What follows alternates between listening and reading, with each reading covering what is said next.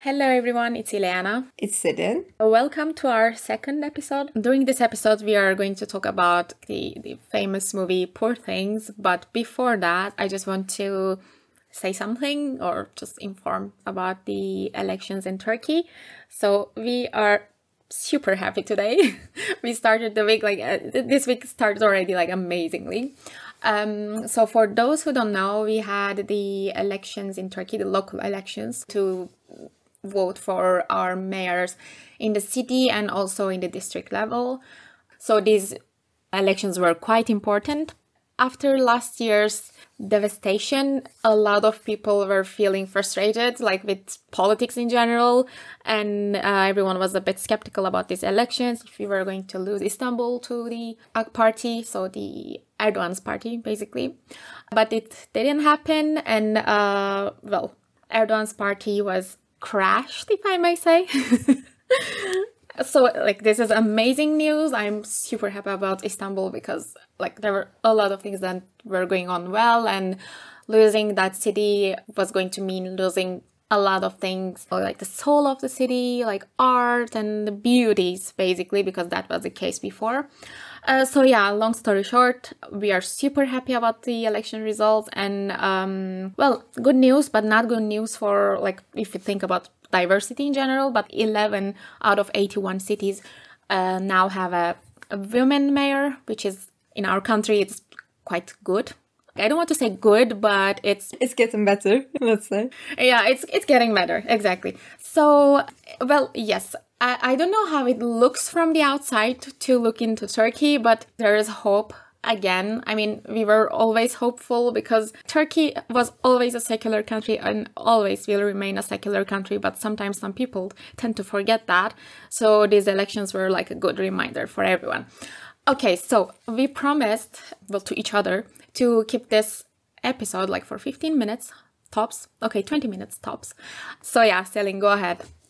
I think it was good to talk about elections in Turkey because when we talk about Lanthimos cinema, politics is always important, and we're gonna discuss about this and how it is changed in the last films of Lanthimos. But we are gonna come to that. Let's divide it into 3 periods. I'm going to talk about the earliest period, which is the first films of Lanthimos. Along with the short and feature films, there are 2 films that mark this period, Dogtooth and Alps.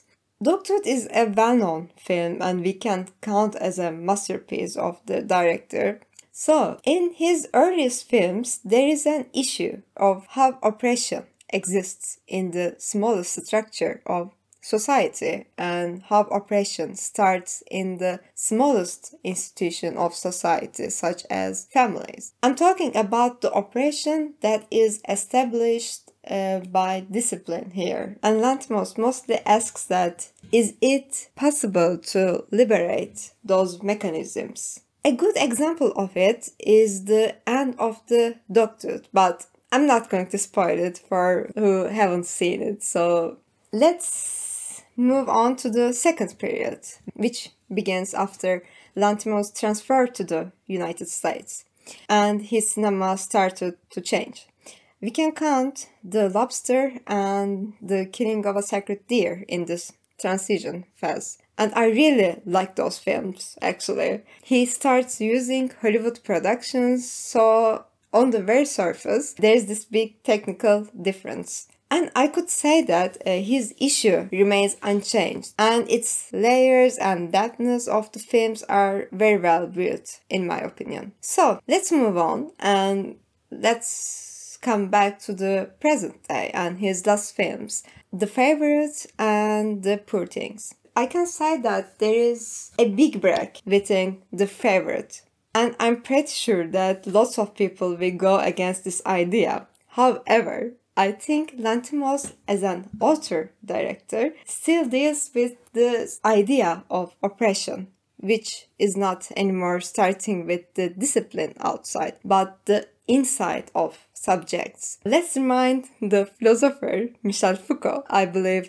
Lanthimos' cinema is very much related to Foucault's thoughts about discipline and oppression and he's also lost thoughts about sujet. Anyway, I'm cutting it here, and let's move on to Poor Things, which is our subject, actually. First of all, the cinematography, art direction, acting, costumes, makeup, all of them are excellent.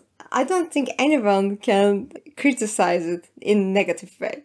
It was all great. And I personally like the gothic atmosphere and fairy tale narrative. I can say that I love this film in all aesthetic forms. However, yeah, I believe you would have thought that there is a however.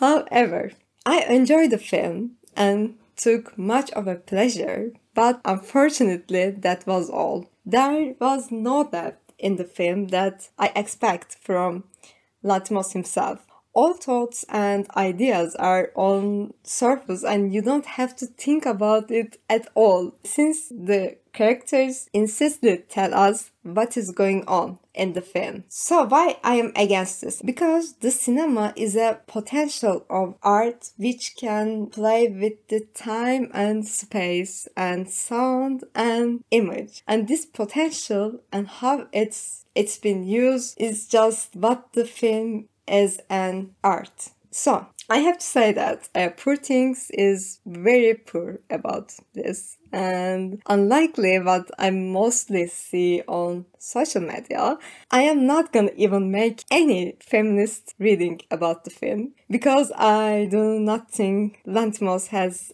such an issue for the film, since everything about women are pretty stereotypical in Poor Things, for my opinion. So, I do not even understand how people push it so hard to make some feminist review on it, actually. I have no idea, but okay, if I should just sum up, it is a great film in all its aesthetic, but I can hardly say that this is a film which belongs to Lanthimos as an author-director. Sorry about this. I talk a lot, as always. So, Lena, tell me, what do you think about Poor Things? Well, I share most of your ideas. Well, I watched The Lobster. I also watched the Dogtooth, and but I'm not like you. You watch a lot of movies and you are a good critic. So I always ask you for like recommendations and stuff. So I cannot talk about Lanthimos is like this or like that because I don't know. But the movie, I think it was good. As you just said, I mean, it is about Lanthimos or not, but that's true. I mean, you expect something more, and well, costumes were perfect, like everything was perfect, but everything was so obvious. It's nice to watch, but I mean, it's nice to watch, it's nice. Everyone will hate us because everyone loved this movie. Yeah, probably. I'm trying to find something nice to say, but I mean, no, it's perfect. It's a very nice movie. But that's why we praise first, then criticize it. Yeah, it's amazing. But yeah, I mean, it's a bit shallow. So I was actually, we talked about it before, like with Celine, and we were talking about, should we read this movie from a feminist perspective? Then we said, well, maybe no, because we don't think that Lanthimos has this ideal. But there's another but. So I did a bit of research. Well, I just Googled it, not a big deal. So The Poor Things is coming from the book, The Poor Things, by Alasdair Gray. Well, I'm sure that there are small differences, but in general, the story is the same. The author is male, by the way. And when you read about the book, I really want to read the book, actually, so I can criticize it more. But as I understood, the author has this ideal to be bold and to talk about women and sexuality and how like patriarchy puts like the woman in a box to live. And then, I mean, I wasn't going to criticize the movie from a feminist perspective, and I'm still not criticizing it from a feminist perspective because I don't think Lanthimos had this ideal. He just loved, I mean, I listened one of his interviews and he said that he loved the character, he loved the book and etc. which is fine. But now, this is too shallow. Excuse me, sir, you aim to be bold, but it should have been a woman if someone was going to write it. But how dare you? Okay, but I'm serious. How dare you write a book criticizing Frankenstein, which was written by a woman, by the way, but like it has a different story between like the god and the creature and it like hating each other, etc. So this is different, of course, we can see that, but putting the woman as like the main character and then talking about like patriarchy and how women are oppressed and etc. You need to experience this to talk about it. Then otherwise it's like, I'm sorry, but this book is like a huge mansplaining. And yeah, I just got a bit mad because I was reading about it like 5 minutes ago. So Frankenstein was written by Mary Shelley. Her full name is Mary Wollstonecraft Shelley. And we know Mary Wollstonecraft, like the name Mary Wollstonecraft, from a great feminist philosopher which wrote the book A Vindication of the Rights of Women, which is like an amazing book talking about women's rights. So the author of the Frankenstein is the daughter of this bold feminist woman. And then we have a couple of, maybe 200 years later, we have this Alasdair Gray guy writing a book, trying to be bold, then falling right into the mansplaining box. I'm a bit annoyed with that. I was not going to criticize this movie from a feminist perspective, but the book made it all difficult. But yeah, okay, so maybe let's go back to the movie. Like, what do you think about the, I don't know, like the Oscars? Was it deserved? Actually, something is coming. Yeah. What I say about how I don't want to talk about it in a feminist perspective, I am not going to talk about academia either, since I am protesting Academy Awards for over years. So I don't want to talk about academia at all, actually. It has changed a lot for over 20 years. It's like Turkey. So no need to get serious. It's not Turkey's politics. Turkey and Oscars changed a lot in the last 20 years. What did you get in this episode? An academy and Turkey has changed. Protesting academy, yeah, awards and yeah. But overall, I think we can say that we liked the movie as a movie. If the director was Tim Burton, you say? Yes, exactly. That would have been, I mean, with his, like, also a little bit, like, touch from him, because he has, like, another style. Mm-hmm. Yeah, I remember that we talked about it when we first seen the movie. Actually, we both liked the movie. The problem is, it belongs to Lanthimos. It is the only problem the movie has. Because when we got any Lanthimos film, we expect it should be some depth in it. It should be real art house cinema. It should be an art, not just something that we find aesthetic pleasures on it. So this becomes a problem when we watch it, when we experienced it. I personally really liked the film. I enjoyed it because I liked the gothic atmosphere.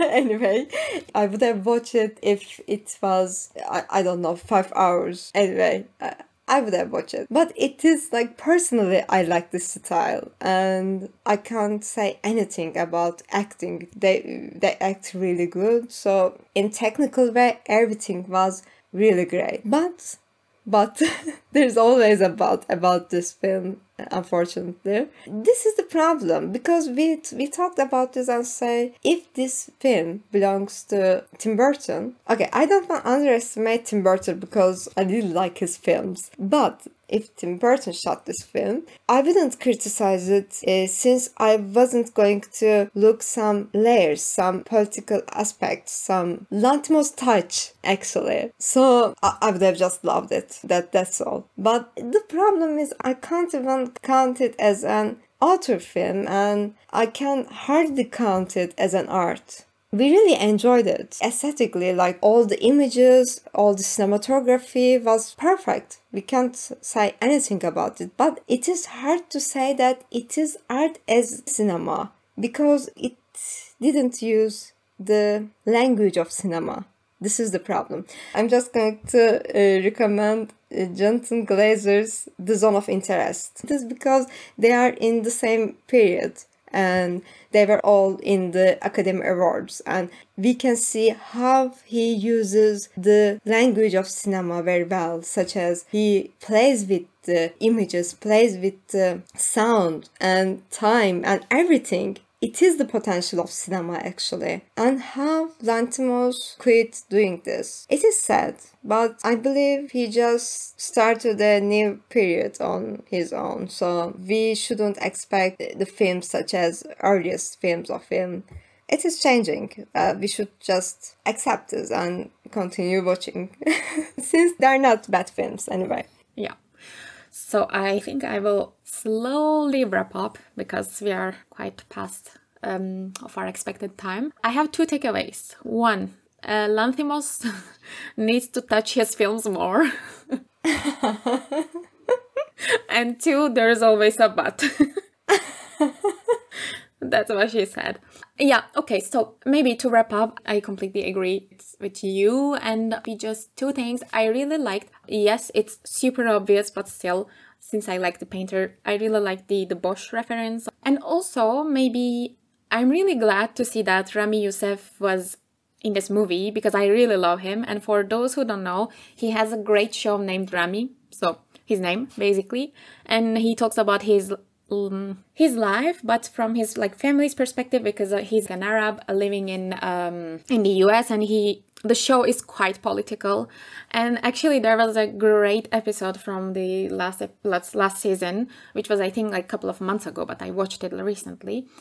One episode was about the Palestinian issue. I really wanted to make something about that, to share it on our social media, etc. But then the timing was bad because of the genocide that is ongoing. But I really recommend everyone watching because it's super political, and that's what we mean actually. I think Celine still didn't watch it. I recommended her thousands of times. Shame on me. Guilty. Okay, so I promise. Yeah, in front of the millions. Okay.